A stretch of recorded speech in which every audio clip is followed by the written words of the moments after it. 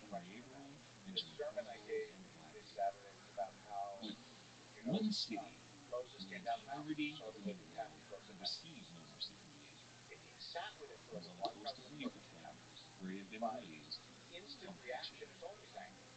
And in our age, unfortunately, the instant reaction gets put on social media forever and ever and ever. And by the way, once you've actually said that to some hardened people, if you keep quiet for a day or two, then you can back down because you haven't put yourself out there. But once you've said this is terrible what you did, it's harder to write the second part after you've said that. It almost